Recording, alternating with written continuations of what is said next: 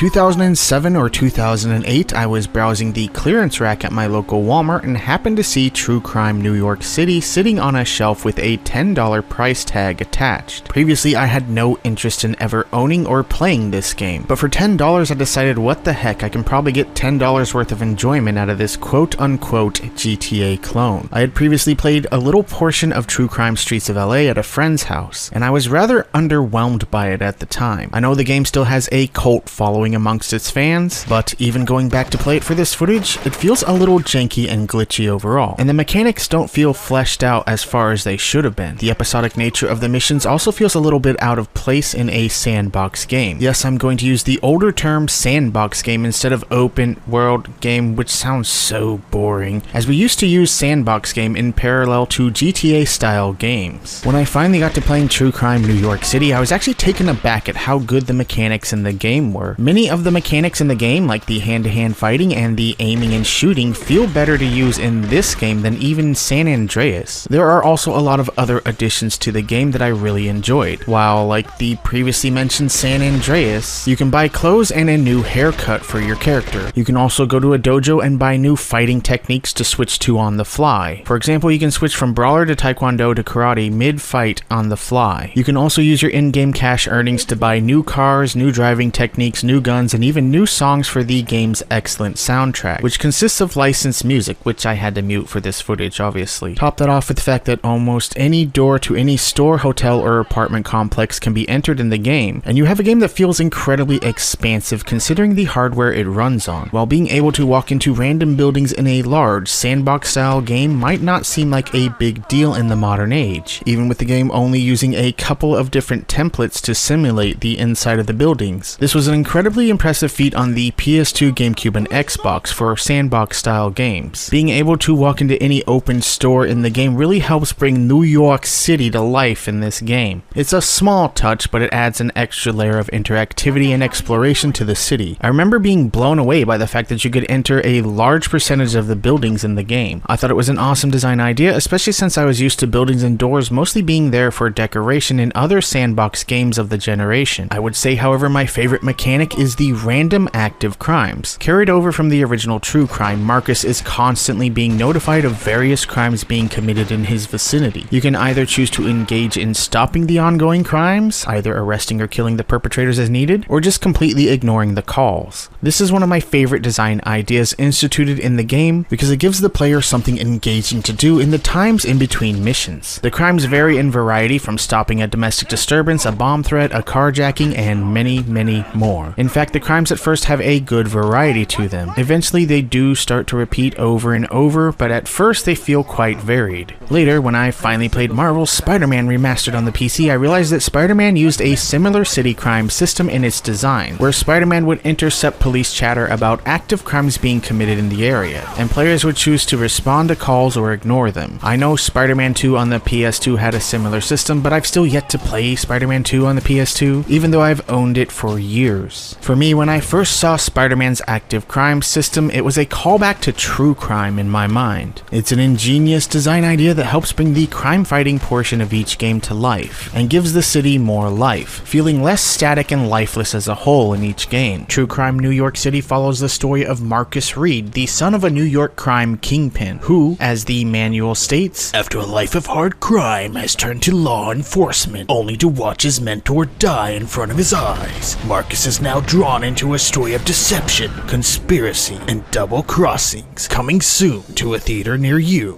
The introduction mission of the game introduces a young Marcus while he was still in his life of crime, taking revenge for an attempt on his father and his lives. After that, the timeline shifts forward 5 years where Marcus is now a police officer who's about to be promoted to the organized crime unit. The game sets up the story and has a quick force training mode that does a good job of teaching the basic combat and driving mechanics. Normally, force training modes annoy me to no end, but this one isn't too bad as far as training modes go. I still hate them. I hate them. I hate them! There are quite a few complex mechanics to the fighting and gunplay in particular, but the training goes by pretty quickly overall. I still hate forced training modes, I hate them. And I prefer the good old days where there was an option on the title menu to either do the training or not. It was up to you. But overall, this one isn't that bad. I've found that whenever I play this game, my usual GTA urge to go on crazy rampages isn't there. True crime is actually kind of unique in that you play as a cop. I mean, I guess it's not overly unique. There was Driver and games like that. However, you can certainly go on rampages if you choose to do so, but the game does punish you for doing it. Players can even choose to play the game as either a good cop or a bad cop if they choose, choosing to do things like sell any crime evidence they acquire at the local pawn shops for cash, instead of turning them in at the station for career points. You can extort local store clerks for cash, or just shoot every perpetrator when responding to crimes if you choose to do so. The game grades you with good cop points and bad cop points throughout. In the game, you can stop and frisk any of the NPC characters you want, searching for drugs, weapons, and etc. This brings up another addictive mechanic in the game. The more pedestrians you arrest who are carrying these items, the more the crime rate goes down in each neighborhood. When you get the crime rate down enough in each neighborhood, stores that were previously boarded up are now reopened, as they were forced to close because of the high crime rate. There's also a lot less trash and debris floating around in these neighborhoods whenever you lower the crime rate. I found myself kind of addicted to cleaning up each neighborhood. Plus, the stop and frisk feature allows me to be evil in other ways besides going on rampages. I like to stop and frisk random pedestrians, hit them once, and then let them go. If they turn to fight me, I beat them down, then arrest them for assaulting a police officer. See, there are other ways to be an evil a-hole in this game that aren't rampage sprees. I also like to randomly walk up to NPCs, punch them, and see if they're going to attack me. Then I arrest them for doing it. It's my own way of being diabolical in this game. Granted, most of them pull out tasers to tase you with for attacking them, but I still find ways to skirt the rules and be evil in this game. I also like other small touches in the game, like since Marcus is an undercover cop and in street clothes, if he is shooting or openly carrying a gun, he has to identify himself as a cop to other police officers so they won't attack him. You can also randomly search trunks of parked vehicles for contraband if you want. There's a lot of small details and quirks in the game's design that combine to add extra layers of immersion to the game. Luxoflux, the developer behind games like Vigilante 8, really thought outside the box in this game, and there are tons of seemingly small design choices that when added together give this game its own unique feel. It wouldn't be nearly as good without them. The main story missions can be beaten in 7 hours or less. I didn't really time it this run, but it is relatively short for a sandbox game. One thing I did notice in this run is that there aren't a lot of timed driving missions in the main story mode. There are a couple of scenes here and there, but to be honest, I didn't really miss the driver or smuggler's run style missions. There are still a couple, but the game focuses more on the parts it excels at, and that's the hand-to-hand combat and gunplay elements. Coming back to the hand-to-hand combat in the game feels rather clunky if you're used to more fluid fighting systems. The hit detection feels off, and it's best not to bother with the lock-on system for hand-to-hand. For the time, its combat was impressive for a GTA clone. It had a lot more depth to it than the hand-to-hand combat in the GTA games. Coming back now, it might feel janky to most modern gamers, but it still mostly works well enough. The gunplay also feels better here than in GTA outside of the clunky weapon switching interface on the D-pad. However, unlike San Andreas where you have to hold down the lock-on button to get dual-stick aiming, True Crime has dual-stick aiming by default. You can also lock onto enemies for fast targeting. Again, compared to the fluidity of modern games, certain aspects of the combat and gunplay will feel janky, but compared to its contemporaries, there was a lot more depth to True Crime's fighting system than even the GTA series of the day. The driving in the game is alright, the physics engine does a decent job, the cars control decently. A lot of people complained about the driving physics in the game, and while it's true that GTA games feel a lot better in this department, the driving isn't terrible in my book, but also doesn't feel great either. It's middle of the road. There are also frame rate issues in the game, but I didn't notice them much. For some reason, whenever I am playing old games on old systems, I barely notice frame rate issues unless there is massive slowdown. I just kind of already expect slowdown to be there by default. Slowdown does occur, but considering the hardware, it would be more surprising if it wasn't there. The main story missions have 5 major cases. Once you complete the first major case, the Magdalena Cartel, you can then choose which of the other 3 major cases you want to play next. Outside of the main story missions, there are side story missions like your typical racing missions, taxi driver missions, and even a fight club you can partake in. Completing the game 100% or putting in a cheat code like I did for this footage also unlocks a hidden minigame called called Redman Gone Wild. The original True Crime had an unlockable minigame featuring Snoop Dogg, but the one in New York City features the rapper Redman. I haven't actually played this minigame until this playthrough. The point of the game is to help Redman escape New York against an entire city of people who are trying to kill him. You have pedestrians that try and attack you hand to hand, armed NPCs, and even vehicles that try and run you over. Every kill adds extra seconds to the timer, and life and weapon pickups abound. Redman Gone Wild is actually really fun to play. I was surprised at how much fun I had playing this mode. It's a great addition to the game. Graphically, from a quality and polish standpoint, you'll have a hard time recognizing that True Crime New York City was released in the same generation as Grand Theft Auto San Andreas, let alone on the same console. In San Andreas' defense, it's gigantic in scale, even when compared to True Crime. But True Crime New York City, aside from being on the list of the small handful of PS2 games that support progressive scan, looks amazing and is as faithful a recreation of New York City as possible on the PS2. The map in the game is said to be GPS accurate, but I don't live in New York, and I've never even visited New York, so I have no idea how accurate it is to the minute details in the city. Either way, for the size and scope of the game, the graphics in the game look amazing for a PS2 game. You can tell that by 2005, developers had really started to learn all the little tricks of the PS2's architecture to either use certain effects or convincingly fake them. I guess the modern term would be optimize, but in the olden days, it was less about optimization and more about how to think outside the box to get a system with as weird an architecture as the PS2 to produce things like, say, the beautiful by PS2 standards, reflective surfaces when it rains, or just having a shiny reflective sheen on the roads that occur whether it's raining or not. Overall, the game offers top-tier PS2 visuals. This is a great example of what the system was capable of graphically in the hands of the right development team. However, one area that falls into graphics and is the biggest flaw of the game is the abundance of technical glitches and bugs in this game. There are a ton of bugs in this game. For this run, I didn't have a lot of glitches occur while recording this footage, but in the past I have glitched through walls, fallen through floors, and had tons of other completely wonky things happen, like guys walking in the air. This is a game you definitely need to save often in, because the game can just freeze up on you at random. I've actually heard the PS2 version is the least glitchy version of the game. I remember when I posted this as an underrated gem in 2008, one of the comments on the video informed me that the other two console versions were even worse when it comes to glitching out. It's so bad that there's even an in-depth glitch/error guide for the Xbox version on GameFAQs.com. So even though I really enjoy this game, I enjoy it despite its glitches. The game might be too glitchy and flawed for most people. It's a shame that Luxaflux didn't spend more time trying to iron out the glitches before the game shipped. I don't know if the game was under a strict publishing deadline, so they had to ship it in a good enough state just to get it out the door on time, or if it was laziness on the developer's part. Maybe they spent more time trying to make the game look good than trying to get it to actually run good. No matter what the reason, it's still an utter shame the game has so many technical problems. Constantly having to save your game after everything you do out of fear of losing your progress isn't a fun way to spend your time. Luckily, the game prompts you to save after every completed mission, and you can also pause the game at any time to save anywhere. It's just unfortunate that this is a game that you will either hate because of or enjoy despite of its technical issues. When I see the low review scores at the time for the game, I can certainly understand why a lot of outlets heavily panned this game. That, and they were probably directly comparing it to San Andreas at the time. GTA isn't glitch free, but by comparison, True Crime New York City seems like a sloppy rush job. Plus, there's always a little bit of a reviewer slant in each generation, where sometimes games get low review scores because they're being compared to games like San Andreas, instead of being judged on their own merit. Similar genre, but doing different things. Yes, gamers would have been more suited spending their hard-earned cash on a GTA game over a clone game that's riddled with bugs. Comparisons are helpful in reviews, but sometimes reviewers had a tendency to go a little overboard in the comparisons, and the entire review comes off as game A is bad because it's not game B. There are other glitches in the game like wonky AI and NPCs that randomly crash their cars into other cars, or that run you over when you're trying to arrest a perp.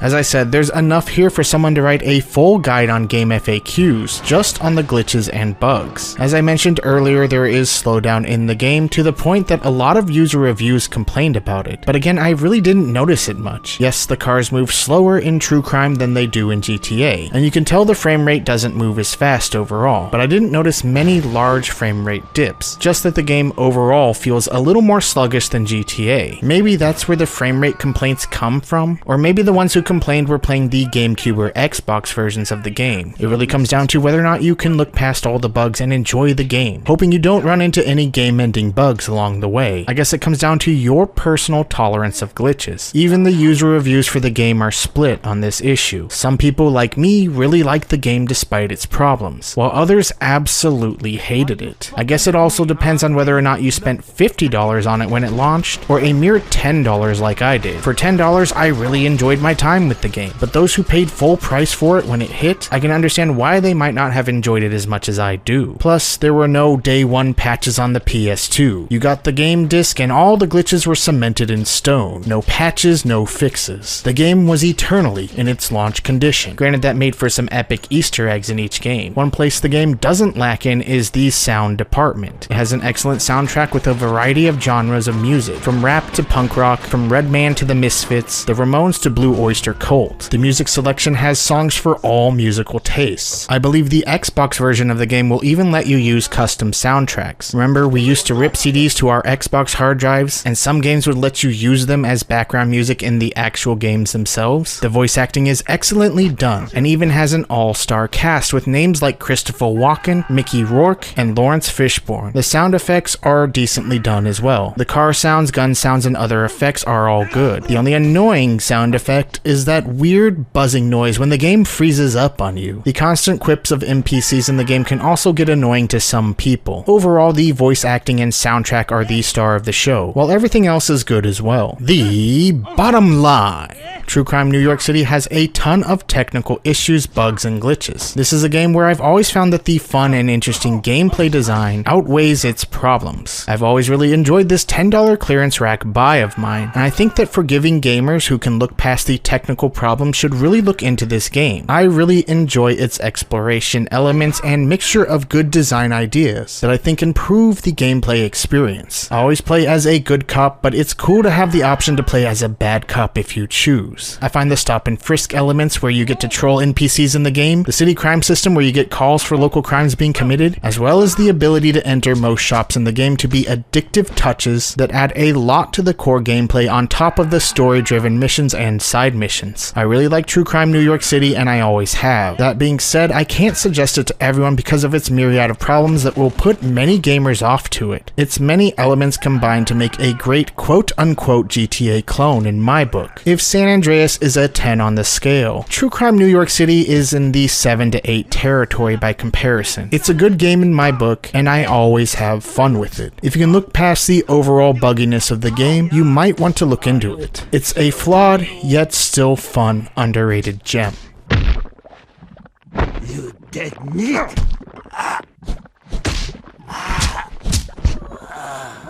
Oh, and one final thing I forgot to mention in the review that's also kind of a flaw in the game is the fact that the game does not have a sprint button. I mean, all the perps and everyone, they just sit there and they outrun you most of the time. It takes forever to catch up to them, so a sprint button would have been really nice in this game. That's another valid complaint against the game. It's everyone outruns you. I mean, look at this. Everyone's outrunning me.